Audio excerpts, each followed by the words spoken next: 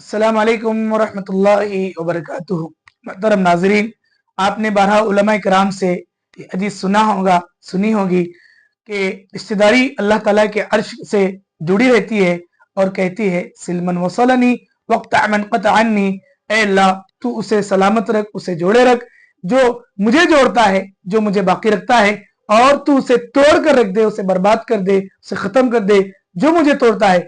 नाज़रीन, रिश्ते दरख्तों की शाखों की तरह होते हैं, खानदान दरख्तों की शाखों की तरह होते हैं जो आपस में टकराती तो जरूर हैं, मगर टकराने के साथ उनकी खूबी यह है कि वो जुड़ी रहती हैं। बर्दाश्त और मोहब्बत हो तो इख्तिलाफ बड़े नहीं होते। रिश्ते निभाने वाले हमेशा झुकने का हुनर जानते हैं।